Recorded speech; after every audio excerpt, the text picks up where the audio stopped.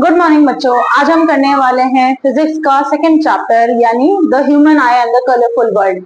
तो इस चैप्टर में मैं सबसे पहले आप लोगों को ह्यूमन आई को करवाने वाली हूँ। ह्यूमन आई की लेबलिंग कैसे करनी है इसको अच्छे से समझेंगे, आज लर्न कर लेंगे। उसके बाद फिर हम नेक्स्ट कॉन्सेप्ट पे चलेंगे। तो सबसे पहले देख लेते हैं द ह्यूमन आई। ह्यूमन आई मैंने ऑलरेडी स्ट्रक्चर एक रफ डायग्राम बनाया हुआ है, इसमें हम लेबलिंग देख लेंगे। इसमें आप डायग्राम की भी एक बार प्रैक्टिस जरूर कर लेना, क्या पता ये डायग्राम बनाने के लिए ही आ जाए, ड्रॉ करने के लिए आ जाए। तो ड्रॉ करने में क्या करना है, आपको पहले स्टार्टिंग के दो ऐसे कॉनकेव मिरर जैसे कॉन्वेक्स मिरर जैसे डायग्राम्स बनाने हैं, और उसके बाद फिर दो स्फीयर्स यहाँ से बनाने हैं, और उसके बाद फिर एक लेंस बना देना है, उसको ज्वाइन कर देना है। ये वाला जो जॉइंट होगा, जो यहाँ पे होगा, सबसे पहले आप उसको मार्क कर दो। ये क्या है, ये आइरिस है। आइरिस क्या करता है, साइज ऑफ प्यूपिल को कंट्रोल करता है। क्या करता है, साइज ऑफ प्यूपिल। प्यूपिल क्या होता है, जो होल होता है हमारे आई में, जो कभी भी किसी मूवी वगैरह में भी आपने देखा होगा, ऐसा दिखाते हैं ना कि आई का स्ट्रक्चर को बिल्कुल जूम करके दिखाते हैं, तो जो होल सा जैसा स्ट्रक्चर होता है वो प्यूपिल कहलाता है। और उसके साइज को कंट्रोल कौन करता है, आइरिस करता है। प्यूपिल का काम क्या होता है, to control the amount of light entering our eye, मतलब जितनी हमारी आंखों में लाइट जा रही है उसको प्यूपिल कंट्रोल करता है। यानी जब हम डिम लाइट में देखते हैं तो हमारी आंखें से बड़ी कर लेते हैं, यानी प्यूपिल का साइज बड़ा हो जाता है। जब प्यूपिल का साइज बड़ा हो रहा है तो ज्यादा लाइट हमारे आंखों में जा सकती है। प्यूपिल का साइज छोटा कब होता है, जब हम ब्राइट लाइट में जाते हैं, ब्राइट सनलाइट में अचानक से जाते हैं तो हम क्या कर लेते हैं, अपनी आंखें छोटी कर लेते हैं, यानी प्यूपिल का साइज छोटा हो जाता है, सो दैट ज्यादा अमाउंट ऑफ लाइट हमारी आंखों में एंटर ना कर सके। इस चीज को छोटा और बड़ा करने में, इस प्यूपिल को छोटा और बड़ा करने में कौन हेल्प करता है, आइरिस हेल्प करता है। तो ये हो गया आइरिस। ये दोनों ही चीजें, इसको मैं ऐसे मार्क कर देती हूँ, ये दोनों ही चीजें क्या है, आइरिस हैं। ये वाला स्ट्रक्चर यहाँ तक, और ये जो बीच में ओपनिंग होगी, ओपनिंग कैसे होगी ये ध्यान से देख लो। ये यहाँ तक आइरिस है, यहाँ तक आइरिस है, और ये बीच वाली जो है ये ओपनिंग है, जिसको क्या कहते हैं, प्यूपिल कहते हैं। ठीक है, प्यूपिल कहते हैं। उसके बाद ये वाला जो स्ट्रक्चर है, जो यहाँ पे स्ट्रक्चर है जिसने लेंस को होल्ड कर रखा है, यानी जो लेंस के कर्वेचर को कंट्रोल करता है, यानी जो लेंस के कर्वेचर को कंट्रोल करता है, यानी फोकल लेंथ को कंट्रोल करता है, इंक्रीज और डिक्रीज करता है, लेंस के कर्वेचर को ज्यादा कर्व बनाता है या फिर उसको लेंस को थिन बनाता है, वो कौन करता है, आइरिस करता है। ये क्या है, ये सॉरी आइरिस नहीं, सिलियरी मसल्स करते हैं। तो ये क्या है, सिलियरी मसल्स, जो कि लेंस को होल्ड करके भी रखते हैं, ciliary muscles. Ciliary muscles, ciliary muscles का काम क्या होता है, ये समझ में आ गया। इसका काम होता है अकोमोडेट करना, यानी लेंस के साइज को इंक्रीज और डिक्रीज करना, उसको थिन और thick banana, so that focal length change हो सके, और फोकल लेंथ चेंज होने की वजह से हम इजीली पास की चीजें भी देख सकते हैं और दूर की चीजें भी देख सकते हैं। ये फंक्शन होता है सिलियरी मसल्स का।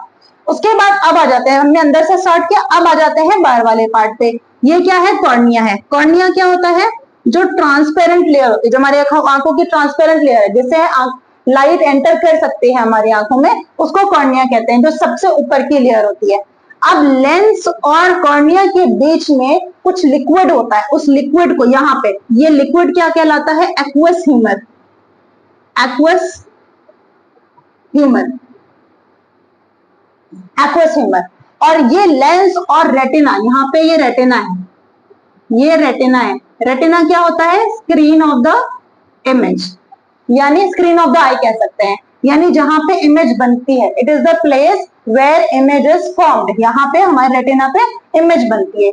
ये क्या है, ये है ऑप्टिक नर्व। ऑप्टिक नर्व का क्या काम होता है, ऑप्टिक नर्व का काम होता है, जो भी इमेज यहाँ पे बन रही है, यहाँ पे यानी यहाँ पे जो सिग्नल्स आ रहे हैं, तो इलेक्ट्रिकल सिग्नल्स को ब्रेन में भेजना और फिर उसको कन्वर्ट करके यहाँ पे इमेज फॉर्म कराना, ये ऑप्टिक नर्व का काम होता है। तो बेसिकली ट्रांसफर करता है ये सिग्नल को to the brain to interpret, कि वो ब्रेन हमारा इंटरप्रेट करके हमें बता सके कि किस तरह की इमेज बन रही है। ओके, तो ये रेटिना हो गया, ऑप्टिक नर्व हो गया। अब यहाँ पे जो होता है, इसको यहाँ पे भी लिक्विड होता है, इसको बोलते हैं विट्रियस ह्यूमर।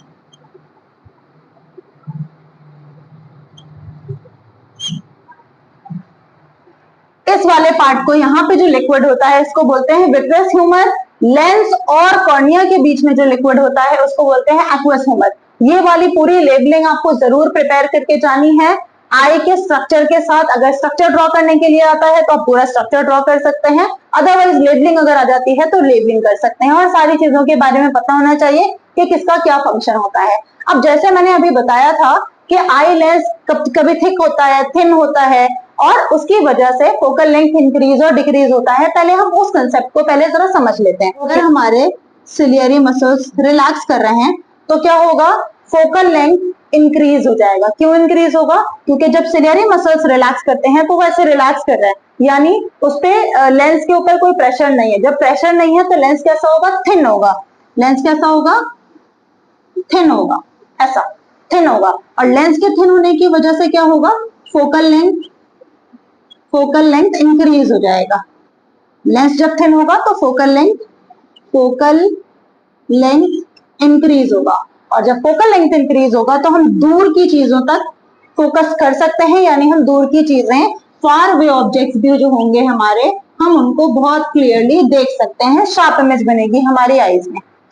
इसी केस में अगर दूसरा केस आ जाता है, यानी जब सिलियरी मसल्स कॉन्ट्रैक्ट करेंगे, तो सिलियरी मसल्स जब कॉन्ट्रैक्ट होंगे तो क्या होगा, प्रेशर पड़ेगा लेंस के ऊपर, और प्रेशर पड़ने की वजह से लेंस क्या होंगे, थिक हो जाएंगे। यहाँ पे थिन था लेंस, उस केस में क्या हो जाएंगे, थिक हो जाएंगे।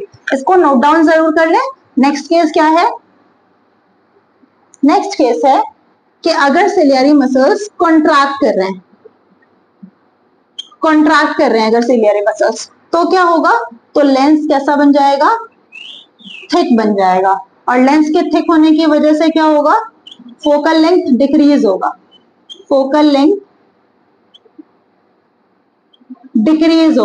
और फोकल लेंथ के डिक्रीज होने की वजह से हम नियर बाय ऑब्जेक्ट्स, यानी जो हमारे पास के ऑब्जेक्ट्स हैं, उनको बहुत क्लियरली देख पाएंगे। ठीक है, ये वाला कंसेप्ट अगर आपको क्लियर है तो उसको नोट डाउन कर लें, फिर हम नेक्स्ट कंसेप्ट की तरफ चलते हैं।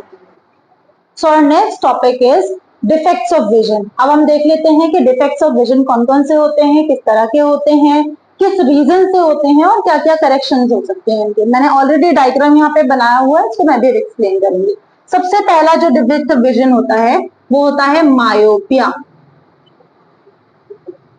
डिफेक्ट ऑफ विजन जो होता है वो होता है मायोपिया। मायोपिया में क्या कहते हैं, मायोपिया का और दूसरा नाम क्या है, नियर साइटेडनेस। अगर ये दूसरा नाम भी याद होगा तो आप इजीली समझ पाएंगे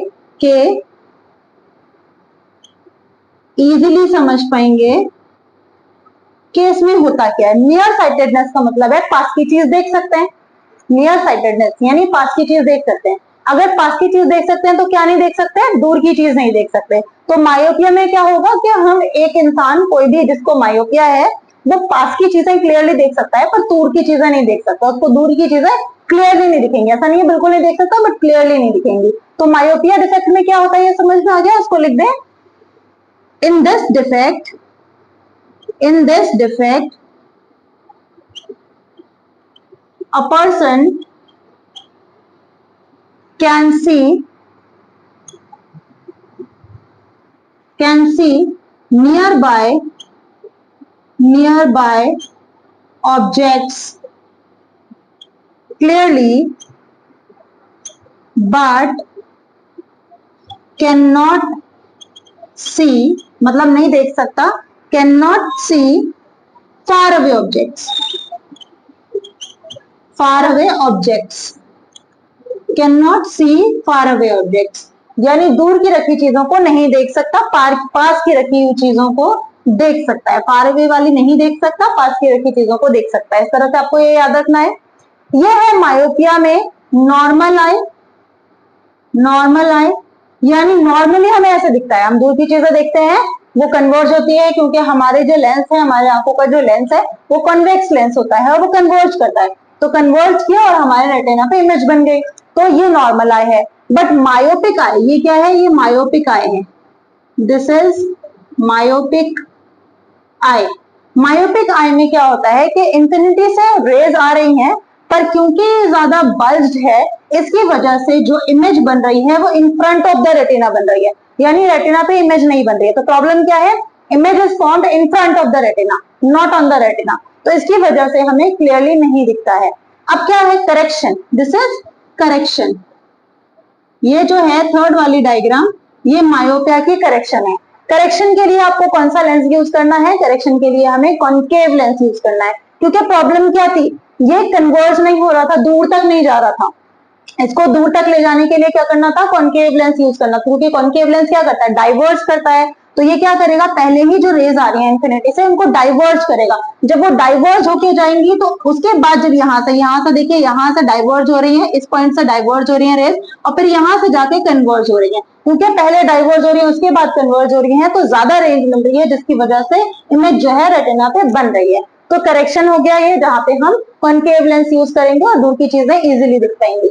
ये क्लियर है। उसके बाद देखते हैं what are the causes of myopia. Myopia यानी मायोपिया के कॉजेज क्या हैं? तो सबसे पहले फर्स्ट कॉज है excessive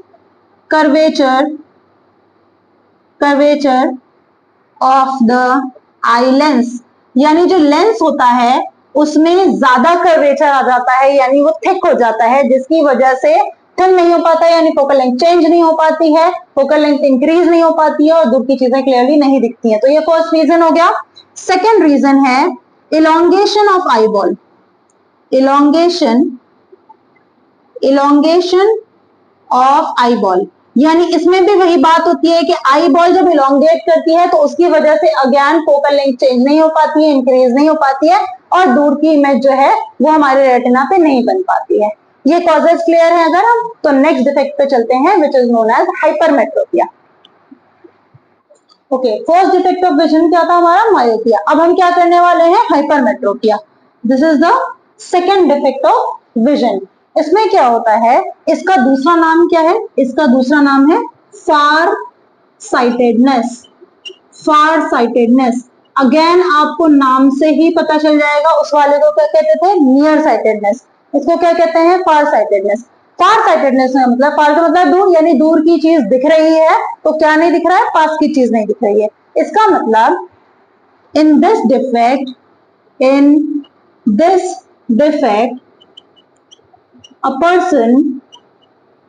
a person is not able to see nearby objects clearly. Nearby objects clearly और distinctly. Distinctly मतलब वही होता है clearly, distinctly. But can see far away objects distinctly, यानी दूर की चीजें बहुत आसानी से देख सकते हैं, पर पास की चीजें देखने में प्रॉब्लम होती है, पास की चीजों की जो इमेज बनती है वो क्लियर नहीं बनती है। ओके, तो ये हो गया हाइपरमेट्रोपिया। ये नॉर्मल आई का ये है diagram, this is the diagram for hypermetropic eye. Hypermetropic eye, यानी हाइपरमेट्रोपिया में क्या होता है, बिहाइंड द रेटिना इमेज बनती है। अब अगर मायोपिया में in front of the retina image बन रही थी, इसमें बिहाइंड द रेटिना इमेज बन रही है। दोनों ही केसेस में रेटिना पे इमेज नहीं बन रही है, इसका मतलब ये है कि इमेज हमें क्लियरली नहीं दिखेगा। ओके, नेक्स्ट है, ये है correction. This is the corrected one, यानी ये करेक्शन का है। तो आपको ये पूछा जा सकता है, how can hypermetropia be corrected, यानी हाइपरमेट्रोपिया को करेक्ट कैसे किया जा सकता है, by using a convex lens. हमने मायोपिया में करेक्शन कैसे किया था, by using a concave lens. यहाँ पे क्या करेंगे, कॉन्वेक्स लेंस यूज करेंगे। यहाँ पे कॉन्वेक्स क्यों यूज कर रहे हैं, बिकॉज कॉन्वेक्स लेंस क्या करता है, कन्वर्ज करता है। यहाँ पे क्या हो रहा है, बिहाइंड द मिरर बन रही है, बिहाइंड द रेटिना बन रही है इमेज। बिहाइंड द रेटिना का मतलब उसको थोड़ा पास लाना है, यानी कन्वर्ज कराना है, तो इसलिए कन्वर्जिंग लेंस यूज होता है, सो दैट ये पास आकर यानी कन्वर्ज करके एग्जैक्टली रेटिना पे इमेज बने और हमें क्लियरली पास की चीजें भी क्लियरली दिखें। ओके, ये क्लियर है अगर, तो अब इसके कॉजेज देख लेते हैं। What are the causes of hypermetropia, यानी हाइपरमेट्रोपिया के कॉजेज क्या क्या हैं।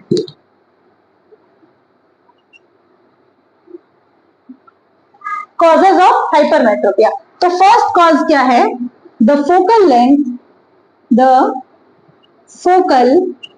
लेंथ इज टू लॉन्ग, यानी फोकल लेंथ ज्यादा बड़ी हो जाती है, तभी तो बिहाइंड द रेटिना इमेज बन रही है, फोकल लेंथ ज्यादा बड़ी हो जाती है। एंड सेकेंड कॉज है eyeball becomes too small, यानी आई बॉल जब छोटी हो जाती है, बहुत ज्यादा छोटी हो जाती है, उसकी वजह से भी इमेज राइटली रेटिना पे नहीं बन पाती है। So these are the two causes. आपको सबसे पहले हाइपरमेट्रोपिया में क्या होता है हाइपरमेट्रोपिया पता होना चाहिए। कॉजेज ये हैं, करेक्शन के लिए कॉन्वेक्स लेंस यूज करेंगे and these are the diagrams. First second third normal eye बनाना होगा आपको हाइपरमेट्रोपिक आई बनाना होगा और उसके बाद फिर करेक्शन दिखाना होगा। ठीक है, ये डायग्राम्स की भी आपको प्रैक्टिस करनी है। अब नेक्स्ट देख लेते हैं थर्ड डिफेक्ट, जो कि होता है presbyopia.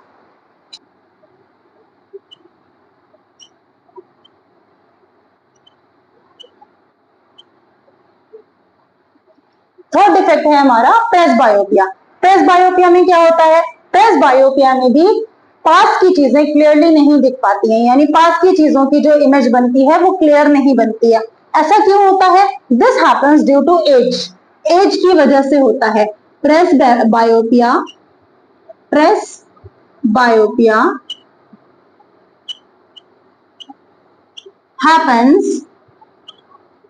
happens due to age, यानी एज की वजह से the person is not able to see nearby objects clearly. और ऐसा क्यों होता है? ऐसा होता है due to weakening of ciliary muscles. This happen, cause में क्या लिखेंगे? It happens due to weakening of ciliary muscles, यानी एज के साथ क्या होता है, सिलियरी मसल्स वीक हो जाते हैं। और क्योंकि आपको मैं पहली क्लास में भी डिस्कस कर चुकी हूं पहले भी कि सिलियरी मसल्स का ही काम है कि वो कंट्रोल करते हैं लेंस को, यानी लेंस की थिकनिंग एंड थिनिंग को कंट्रोल करते हैं। यानी लेंस की थिनिंग और थिकनिंग किस पर डिपेंड करती है? फोकल लेंथ, यानी ये किसको डिफाइन करती है? फोकल लेंथ को। अगर लेंस थिन होगा तो फोकल लेंथ इंक्रीज करेगी, अगर लेंस थिक हो जाएगा तो फोकल लेंथ डिक्रीज होगी। जब फोकल लेंथ डिक्रीज हो रही है तो हम पास की चीजें देख पा रहे हैं, फोकल लेंथ इंक्रीज हो रही है तो हम दूर की चीजें देख पा रहे हैं। बट इनमें से किसी एक में भी अगर प्रॉब्लम होती है तो हम पास की चीजें क्लियरली डिस्टिंक्टली नहीं देख पाएंगे, यानी ब्लर इमेज बनेगी। तो ये क्यों होता है? वीकनिंग ऑफ सिलियरी मसल्स की वजह से होता है। दूसरा क्या हो जाता है एज के साथ, और क्या प्रॉब्लम आती है? जो लेंस होता है उसकी फ्लेक्सिबिलिटी कम हो जाती है। ओके, सो फ्लेक्सिबिलिटी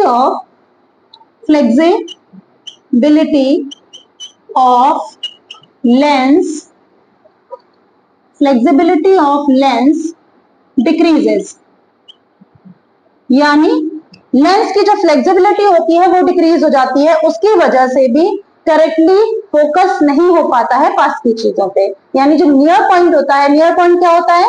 नियर पॉइंट क्या होता है? नॉर्मल आई का नियर पॉइंट क्या होता है? नॉर्मल आई का नियर पॉइंट जो होता है वो होता है 25 सेंटीमीटर। अब एक इंसान अगर पास की चीजें क्लियरली नहीं देख पा रहे, इसका मतलब नियर पॉइंट 25 सेंटीमीटर से इंक्रीज हो गया है। ओके, तो ये वाला अगर समझ में आ जाता है तो नेक्स्ट देखते हैं fourth one which is known as cataract. Cataract भी बहुत कैटरैक्ट भी अगेन किसकी वजह से होता है? It happens due to age. With age जो लेंस होता है वो क्लाउडी होने लगता है। सो इसमें क्या होता है? क्लाउडीनेस ऑफ लेंस होता है। Okay, you can write in this defect the lens becomes cloudy, जिसका मतलब है क्लाउडी का और क्या मतलब होता है? द लेंस बिकम्स क्लाउडी, और क्लाउडी को और दूसरे टर्म्स में हम ओपेक भी बोलते हैं। ओपेक का मतलब है कि अब लाइट जो हमारी कॉर्निया है, जो हमारा लेंस है, वो कैसा है? ट्रांसपेरेंट है। तो अब ट्रांसपेरेंट नहीं है, ओपेक है, इसका मतलब उसके थ्रू लाइट ट्रैवल नहीं कर सकती है, तो इसलिए इमेज नहीं बनती है।